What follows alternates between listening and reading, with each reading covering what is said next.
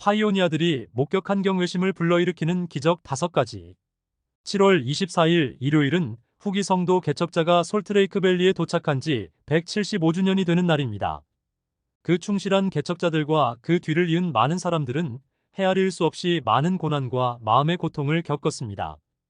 그러나 그들은 또한 신앙을 지켰고 기적적인 방법으로 주님으로부터 축복을 받았습니다. 개척자의 날을 기념하고 하나님께서 그의 백성에게 베푸시는 놀라운 축복을 기억하기 위해 개척자들이 목격한 5가지 기적을 소개합니다. 머리 주위에 한 줄기 빛을 비추고 있는 영회장. 와이오밍 평원을 횡단하던 새뮤얼 테일러 오트는 식량이 바닥났고 너무 쇠약해져서 손수레를 끌 수 없게 되었습니다. 그가 주님께 자신을 죽게 해달라고 간구했을 때 그는 샘, 여기 있니? 하고 음성을 들었습니다. 깜짝 놀란 사무엘이 뒤를 돌아보니 주위에는 아무도 없었습니다. 훗날 솔트레이크 시티에서 무엇을 기대했을지 곰곰이 생각하던 새뮤얼은 하나님 아버지와 아들이 선지자 조셉 스미스에게 나타나 그에게 복음을 계시해 주시고 브리검 영이 그의 합법적인 후계자라면 우리가 보는 거의 모든 그림에서 구주의 머리 주위에 있는 것처럼 그의 머리 주위에 있는 빛의 후광을 보고 싶다고 결심했습니다.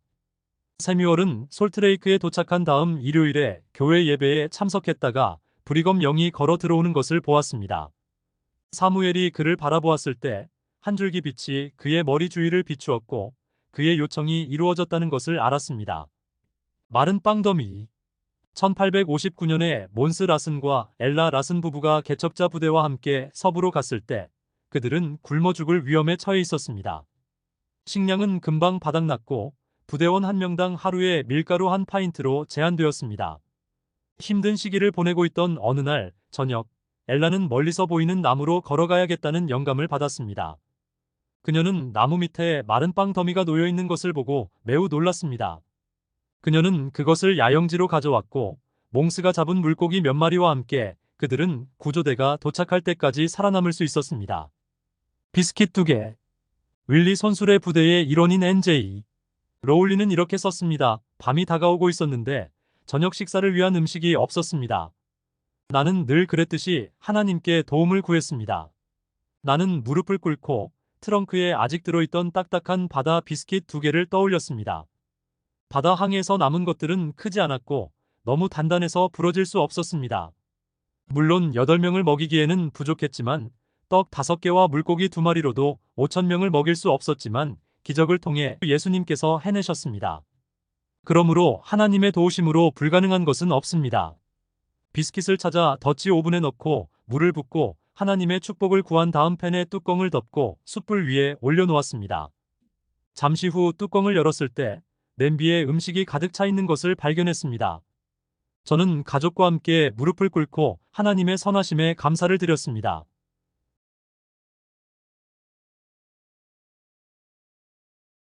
깊은 물 건너기. 루엘라 M. 에킨은 1859년 로울리 손수레 부대의 일원이었던 할아버지 윌리엄 에킨의 이야기를 이렇게 기록했습니다. 할머니와 나는 어두워질 때까지 여행을 계속하다가 다시 혼자 야영을 했습니다.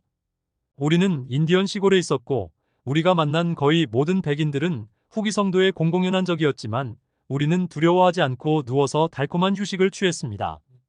아침에 일찍 출발하여 그린강에 도착했을 때 우리 일행은 전날 밤에 강을 건넜고 시야에서 사라져 있었습니다. 할머니와 나는 강을 바라보며 우리 혼자서는 이 강을 건널 수 없어 라고 말했습니다. 그녀는 아니요. 하지만 주님께서 우리를 도와주실 거예요. 라고 대답했습니다. 이 말을 듣고 내 마음은 기뻐서 뛰는 것 같았고 나는 그래. 그분은 틀림없이 그렇게 하실 거야. 라고 말했습니다. 그런 다음 우리는 무릎을 꿇고 겸손한 마음으로 하나님 아버지께 그분의 계명을 지키고 시온으로 집합하기 위해 우리가 할 수 있는 모든 일을 하고 있다고 말씀드렸습니다. 이제 우리는 이 강에 이르렀고 혼자서는 강을 건널 수 없었습니다. 우리는 그분이 우리를 도우실 수 있다는 것을 알았고 이제 그분께 의지하여 우리를 이겨낼 수 있도록 의지했습니다. 할머니와 나는 수레를 끌고 강으로 들어갔는데 강은 불어났어. 눈앞에는 깊은 물이 보였지만 한 걸음 내디딜 때마다 깊은 물은 여전히 한 걸음 앞섰고 우리는 수레의 차축을 적시기도 않고 서쪽 강둑에 착륙했습니다. 우리의 마음은 하나님 아버지께서 다시 한번 우리의 기도에 응답해 주신 것에 대한 감사로 가득 찼습니다.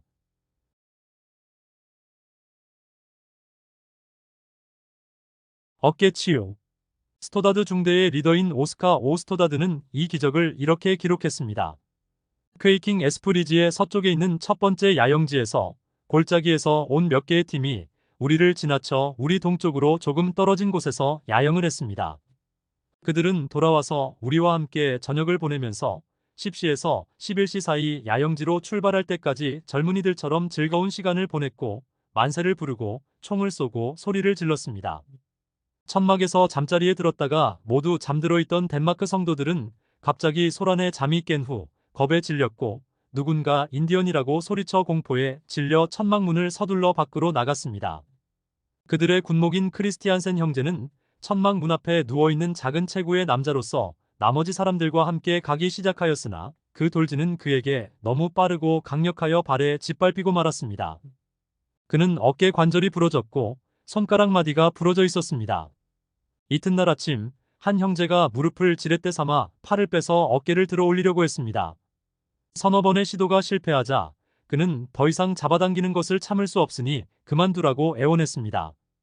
그때 나는 그 상황을 알게 되어 그에게 가서 팔에 붕대를 감고 있는 그를 발견하였습니다. 저녁에 기도를 마치고 잠자리에 들 준비를 하고 있을 때 그분은 저를 보내셔서 그분께 와서 축복해 달라고 하셨습니다. 나는 그의 말에 응하여 그의 어깨와 머리에 성별된 기름을 부었고 그의 머리에 손을 얹고 기름 부음을 확인하면서 근육과 힘줄이 이완되어 관절이 제자리를 찾을 수 있는 공간을 마련해 달라고 기도했습니다. 크리스티안센 형제님, 잠자리에 들고 잠을 주무시고 신앙을 가지신다면 아침에 일어나 어깨를 움직이실 수 있게 될 것입니다. 라고 말하자 그는 형제님을 믿습니다. 라고 말한 후 잠자리에 들었습니다. 아침에 처음 들었던 것은 덴마크 통역사가 나를 부르더니 크리스티안센 형제의 어깨가 어젯밤에 말한 대로 제자리에 있다고 말했다는 것입니다. 정말 그랬습니다.